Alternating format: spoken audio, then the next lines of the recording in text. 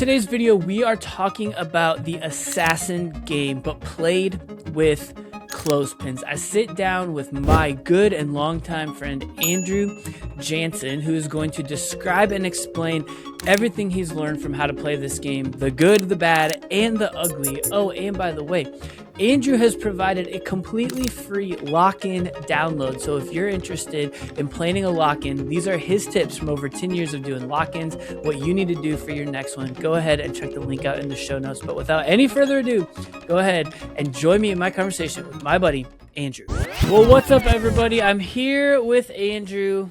Andrew, how you doing this morning, bro? I'm doing good. God is good. It's a good morning. Getting into my emails and excited to talk about the game thing that you want to talk to me about. I'm glad. I hope that talking about the game thing is more exciting than your emails. That's I hope so too. That's my hope for all of this. Definitely. But yeah, so you and I, we've known each other for a couple years now, mostly through Zoom, but we've hung out 2 times in person. And one of the times that we hung out in person, I was at your church, helping you out with a retreat conference. What would you call that thing? It's a conference, right? Yeah, it's like a student conference. Between 250, 500 people, give or take, which year you're at the conference. That's a big range. But one of the things that you guys did that I loved was you had this game happening in the background of the conference, I guess. It wasn't like a stage game, though you had stage games. It wasn't like a big thing that in the main general session that took a lot of time, if any time, aside from maybe just explaining the rules. Right. It was this assassin type game. Tell me, just explain to the people, because what I loved about it was that it was an activity to do in the margins and ongoingly throughout the weekend. That kind of kept students engaged and having something, to kind of focus on and do above and beyond just all the normal conference attending stuff. So where did this idea come from? How did it go? Let's talk about it. Yes. So all great ideas, I stole it from, I believe we played this game in my youth ministry growing up. So my youth pastor, ? Shout out Jake Linhart. He's a great youth pastor. But I'm sure he stole that from somebody as well before him. But it's the original game was played with rubber bands. Okay. And you would snap a rubber band on. So I grew up in the 90s, early 2000s youth group era where we did all kinds of things that would get you fired nowadays. But where you would literally snap people with rubber bands, and if you snap them while they weren't looking, then they were assassinated. And they would give you their name that they had been given at the start of the game. Was their name their name or a name of another person? It's the name. So let's explain the game real quick, and then we can kind of go into the where a little bit more of what we changed, rules, that kind of stuff. So the game. Listen, I get that you're busy. A couple months ago, I was incredibly busy. I had so much going on at my church, but I wanted to put my seasonal social media pack to the test to see if I could still use it in a way that was useful and beneficial to me, that would not make me any busier. And I was able to post it in less than 5 minutes per week of time commitment. This seasonal social media pack is your key to success this winter. Imagine it's 6 minutes per week. Have your entire social media strategy done for you. I mean, think about it. 3 months of youth ministry content for just 23 cents a minute. Some weeks it takes me 7, other weeks it takes me 5. But the point is, and especially at the end of this, as I was sitting in my youth ministry leader cohort, everyone said time management and scheduling was the issue with staying consistent on social. So my recommendation would be take my pack, let it be the basics of what you do. And if you do get busy, if something else comes up, you have something to fall back on. And then when you do have the creative energy to create something more custom and more elaborate, scrap one of mine and put one of your own in there, but mine will at least keep you moving in the right direction? Is essentially everybody signs up, and then you take everybody and write their name down, and then you assign their name to somebody besides them. Okay. It's easier to make a list and kind of just go like numbered, and like, so number 1 would have name number 2. And then if you have 50 students, number 50 would have number 1. And the goal is to assassinate that person, and like you win if you get your own name. Okay. So that's the, like, if you get handed your own name and you've been playing it for a while and it's not like the first person you kill and something, that just means your youth pastor messed up, and that's okay. Give grace. But if you get your own name at the end, then you are the assassin champion. And that's kind of the concept behind the game. Okay. Yeah, got you. And so, like I was saying, like I was watching kids at your conference, like running around, like, you know, hiding from each other. Like one kid came up to me and was like, "Can you go get that girl over there? Cause she like knows like I'm coming for her," you know? So it's like sort of like strategy and like gamesmanship. So how did you adapt it then for this one? Right. So I believe we did this a few years ago at the same conference with Nerf guns, but I had a whole bunch of like clothespins at our church that we used for various things. I feel like every time we need clothespins, we just went and bought them until we had thousands of clothespins. And I was like, we got to do something with these clothespins. But it's funny when you're like, hey, will you talk about this Assassin's game? It did not go the way that I was like hoping it would go, or the way that I was planning it to go. I think they had fun. They had a blast. Like kids were running around like crazy, screaming, like getting really into it. We had to tell a couple kids to calm down, which I'd rather tell kids calm down than be like, hey, come on, like get into it. You should, you should care about this more. Yeah. Right. They were very into it, but I kind of talked about it with some of the volunteer board members and kind of figured out, okay, what is something that can happen? Like, I think of it as like a meta event. Like it's just constantly in motion. Obviously, you don't want to have it happening during praise and worship time or while you're in small groups or the speaker is speaking, but all that in between transition, walking around time, we gave students clothespins.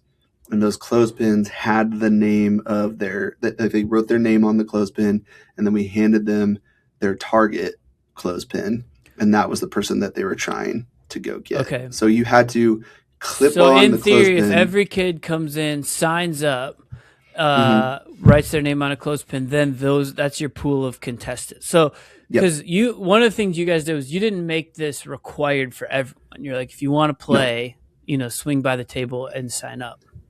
For sure. Because, I mean, if you make everybody do it, you're going to have like 10 people that are just like, I'm just going to throw away this clothespin. And then they're out. They're not, you're like, hey, I got you. Where's your clothespin? And like, I threw it away because I don't care about this at all. Because I'm a punk 8th grade student or whatever. We wanted to make it be just, if you're interested in playing this type of game, go sign up. We started with them writing their own names, and then I think it turned into the kids can't write at all, and like we were like, what is this, what is your name? Like it was like, my name's Steve, and I was like, that does not say Steve at all, and that is not cursive, or that, I don't know what font that is, but you need to practice writing. What font? Oh jeez. But we ended up making that list and then writing their names down. And then, like, we handed them out at lunch, I think. We made the order, and we're like, okay, this student is getting this kid's name, so that the list was in a circle. Now, do you need to, like, are there any, like, hacks that youth pastors need to think about with, like, assigning it? Or is it just, like, just do it randomly and it's fine? So that was the part that I think was the craziest, because originally we were just write your name on the pin and then take the last person that wrote their name down, take their clothespin. So they just were in order as they went, Gotcha. but that got completely, they just started chucking them into a bucket, and they were like, I signed up, and then ran away. And so I would say have that, like, it would be easiest to do, all right, get in line, go to a sign up station, get signed up, and do either alphabetical order, or do the order in which you signed up is the order in which you know, like, are trying to get the next person. Yeah. So is that, I mean, that's a pretty like administratively heavy task, right? So Correct. like if you're a youth pastor, you're running an event, you're running a retreat or a D now, like would you recommend having a really organized person facilitate some of that off to the side so that you're not having to get sucked down into the weeds on that? Absolutely. Yeah. If you have an intern, definitely that's a great intern task, is just sit there, get all the students signed up, and write their names down on a clothespin, or how, whatever assassin's weapon you're using. Yeah. We used like a Nerf gun, I think, a few years ago. Okay. Probably can't get away with rubber band anymore. How, But how yeah, did the Nerf gun work? Like, how did that, like, was it successful, would you say? Or was Clothespin like a better idea? Like, what? Because yeah, one of the things, like, in a couple episodes, I'm actually going to talk to another guy, and he created an AI, like, app for taking pictures, like an assassin picture game. So if you can be nice. confidently sure that everyone has a cell phone, that's a great Yep. opportunity, like a great way to do it. But like I Yep. like this one being analog, right, in some way, because if hmm kids don't have phones or like whatever, they're able to still do it. How'd the Nerf gun thing like work? Like, was it confusing? Was it like, because I would imagine if you're on the other side of the room, you get like hit by a Nerf dart. Like, do you know for sure who shot it? Like, what if multiple people shot it? Like, you know what I mean? Like that type Right. of stuff. Like, did it, yeah, how'd it go?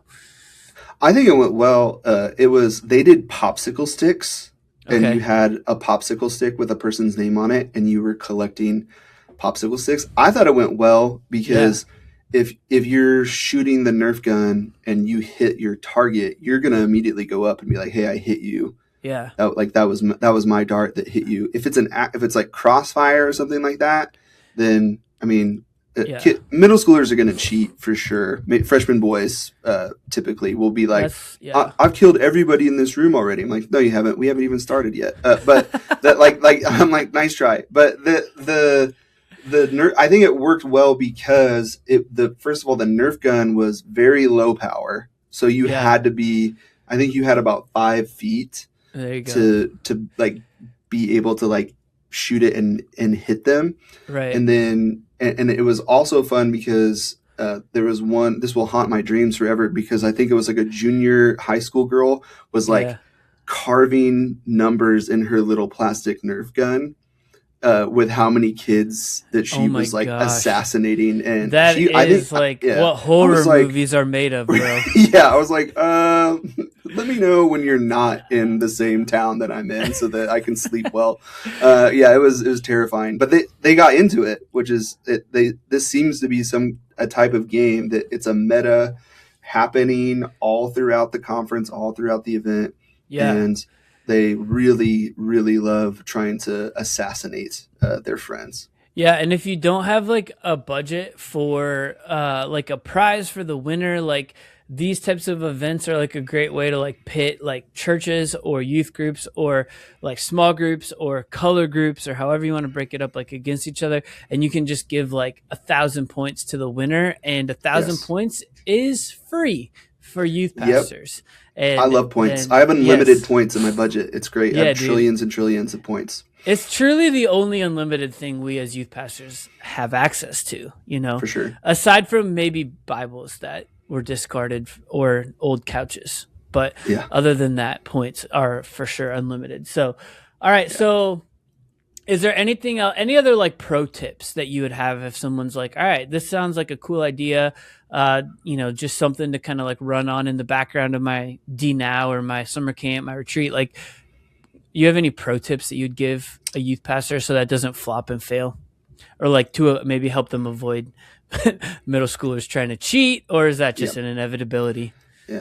I mean, they will cheat for sure. Yeah. But I would say that have your like sign up sheet, your sign up, like the starting of the Assassin's game, have that organized and fleshed out before you start, because that's the hardest part of getting that train to leave the station, is just getting every student signed up and then assigning who their target is in a way that allows it to go like number 1 has number 2 and then all the way through like number 50 has number 1. Because if you get off in that process, then you're going to get like somebody's going to go, I won because I got my own name. And then you're like, oh no, how do I fix this? What got switched? What got swapped? What happened? So is there no mathematical way for them to get their own name until they win? Like, is that how it should work? That's how it should work. If you number I'm not them, a statistician, so I'm not over here able to like think of this on the fly. So, right. Okay. So there's no possible way for the, like, if they get their own name and they didn't win,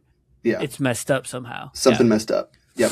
So I would say, because I did remember seeing the guy behind the desk, because it wasn't you, but the guy behind Dawson. the desk. Yeah, he was like, "Oh, way to just throw him under the bus." I was trying not to do that, but he was like I just saw him like an internal like moment of panic when like some people were like giving him things. He's like, that might not be right. Like that right there was like, this game seems amazing and intricate, but like that moment, like every youth pastor's been there where they have an amazing game, and then there's that moment of panic where they're like thinking, "Oh crap, something isn't working right."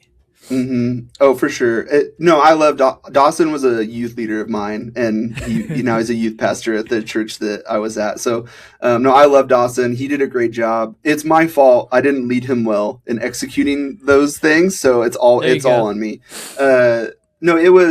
It definitely, there's a moment of panic when a group of students are like, "Hey, I got like my friend and I got each other's names, and we're not the first and last person." And that was all the clothespins were jumbled up in a bin, and we did not have a good like start and then like sign up the way, like the best, not that it wasn't good, we just didn't have the best version of that we could have rolled out. And then I would say that one of the reasons why it didn't go exactly the way we had hoped was we had flag football and open gym at another location during that free time where they could play Assassins. So a quarter of the conference was over at the gyms, and everybody that was playing Assassins that didn't want to go play flag football or open gym was at our church. And if you got a name of somebody that was over there, you couldn't, like, it was like, well, it was raining. If you weren't over there, it was like too far to walk. Yeah, it was a little bit too far to walk, especially in the rain. So that was one of the things of making sure you have an extended free time where you're not like off on different locations or different parts of town or anything like that, where you have like, if you're at a camp where everybody's on campgrounds, it's a good game to play throughout the week. Or like we're doing a lock-in for New Year's Eve, and we're doing this. I'm doing the Assassin's game with the students at the lock-in when we're going to try to revamp and correct some of the things that we noticed that did not. Okay, so that's a great. So like the things you're talking about is like making sure you have it like the sign up and the assignments of who gets who a little more fleshed out, right? Like that was one of the things you talked about. Are you doing it with clothespins, or like how are you playing at your lock-in? Yeah, I still have. We have 900 clothespins instead of 1,000. So we're still looking to get rid of some of those clothespins. But I think it'll work out well, because it's going to be a smaller group. We're not going to have 250 students that are running around like crazy. So we're going to have them sign up. I have a list of I know these students because they're my students. So I'm going to have some options and a set chunk of time where they can really get after it and assassinate their friends with clothespins. Now, is this a game that you could envision happening? Like if someone wanted to do this over like the course of like a week-long summer camp, let's say, like a 3, 4, 5 day summer camp, can it last that long, do you think? Or does it need to be like a quicker spurt? I think the more time you have, the better it can Okay. go, because then you can be a little bit more methodical. People can get into it. I've seen people army crawl through like cafeteria chairs to Mm-hmm. like get there, like, because uh, here's another hack for the game. Make sure you let them know what parts of the body are allowed to get assassinated or not, because obviously we don't want Probably good. Yeah. we don't want to have a horrible situation with some clothespins or whatever you're using. Definitely the rubber band game needed that. But Yeah. I saw kids like army crawling through cafeteria chairs to like slowly go get their friend's like shirt sleeve, Yeah. because it was throughout the week instead of just that like 5 or 6 hours over Yeah. the weekend of the conference where they could play. So I think it lasts for sure, Yeah. So then at on least like a game, 2 days. so then on like a gameplay side, like if you uh like if you assassinate someone, you get their clothespin. So you're only at any given moment, you're only carrying around one, right? Like Yep. you don't walk around with like a big handful of Nope. clothespins at any moment. So that Yep. way, because you bring it back to like home base or whatever to let someone know like this person's out. Yeah, and that lets the person that's doing the sign up and has that list, allows them to kind of see like, okay, this person's making their way through all Yeah. of these people, and you kind of can tell like, okay, and if somebody loses a pin, you have a better chance of going, oh, that was this person. They had, they lost their pin at this point, and you can just Yeah. write the next person's Yeah. name and give Yeah. them Yeah. that pin. Okay. Nice. All right. Anything else that someone who's trying to do this needs to think through, or that you learned seeing it be done? For sure. I would say the two quick things that we didn't really touch on is clear boundaries, like out of Mm. bounds, when they can and cannot assassinate somebody is really important. Obviously, hearing about Jesus and praising Jesus through worship music takes precedent over The the game. Yeah. praising Jesus through fun. I mean, it's still praising Jesus. It's just a Yeah. different way that we're doing that, and we want to have Jesus be the main thing. So making sure that they're not uh, assassinating each other during small group time, praise and worship time, Yeah. or any of the main session type times is important. So let them know like, hey, we're only doing this during free time, lunchtime, game time, whatever, and have like, I would say have a like lights out if you're at a camp for a week. Like, hey, once it's lights out, I would. That's Yeah. just, you're asking for trouble. Like, hey, why were you in the girls' dorm? I was trying to get her. Like no, so, Yeah. like that's, we're not playing at nighttime. So I would say that would be one, and then making sure like the like out of bounds, like, hey, you're not going to be off camp property. You're not going to be off church property. No, you cannot get on the roof. No, you cannot crawl through the drainage pipes. No, like all those usual things. Like, what if, can I like latch on underneath the church van and then crawl onto the windshield? And like, I'm like, no, what? You're going to die. Don't do that. They get really into it. So making Yeah. sure that you kind of have those, outlines of like what the boundaries are for both like physical where they can play the game, and then also the times in which they play the Right. game. Yeah. That's good. That's good. Nice. And you mentioned that you're going to play this at your lock-in, Yes. which most any now. How many years have you been in youth ministry again, Andrew? 10 So years. most youth pastors who've at least hit the 10-year mark in youth ministry are team anti lock-in, but for some incredibly weird reason, your team pro lock-in, I am and so pro yeah. lock-in. And so as I Yes. said at the beginning, you have a like completely free lock-in guide Yes. planning sheet down below. If any one of you is insane enough to do a lock-in like Andrew, this can help you. I will not be a customer of this sheet, but I will let other people know that it exists. For sure. Yeah, and it's just everything that I've learned over the years. I love lock-ins. We did lock-ins in our youth group growing up, I think almost every year. I'm from Wichita, Kansas, and we had a big like Wichita area citywide lock-in with hundreds and hundreds and hundreds of students that would Yeah.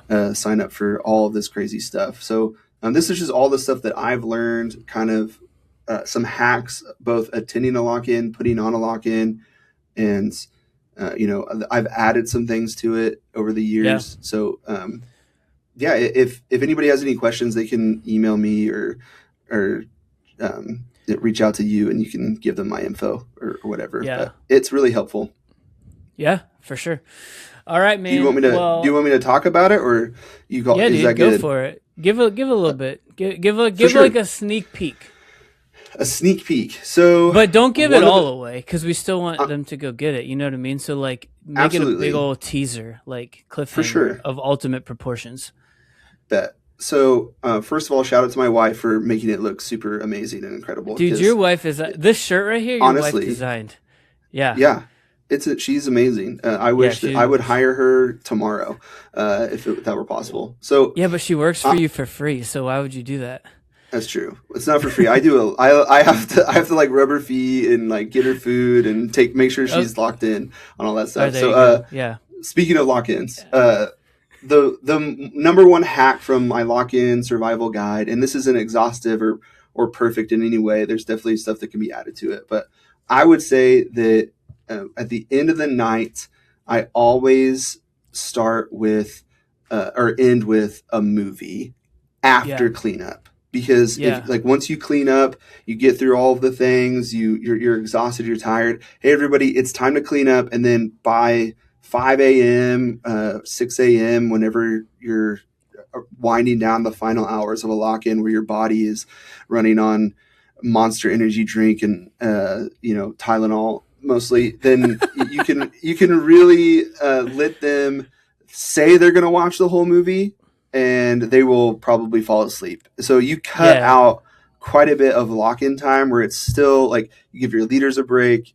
You can get breakfast stuff ready to go if you want to do breakfast, but always do clean up. Everybody clean up, and then we're going to go watch a movie, and that really helps. It's still fun. There's still those crazy kids that are like, I just drank 4 Mountain Dew Code Reds. How am I going to sit still during this movie? And they're still like able to have something engaging, but most of the kids will nap, and parents will show up, and it's just a win. A Code Red doesn't even touch like your level of tiredness at 5 a.m. if you haven't slept. Like I don't care how wired up on sugar you are. And then there's always those kids, right? That it's over. They're like, I watched the whole thing. It's like, no, you didn't, bro. You were sawing logs over there. Yep. Yeah. How did you watch the whole thing while you were completely submerged under chairs and blanket and What's pillow? that drool next to your face? What's that from? Is that from your Code Red? Yeah, no, I've done that before. I have done lock-ins, like, to be clear. And that's I always end with the movie as well. It's the best way to just calm everybody down and like just get to the finish line. That's what that's called. It's called survive and advance onto the finish line. Survive and advance. I love it. So nice, dude. Well, hey, I appreciate you hopping on. If you're listening, like, go grab Andrew's lock-in guide, play Assassin. Let us know, let him know if you did it, and what other hacks you might have down below in the comments. But until next time, my friends, thanks for being here. See ya.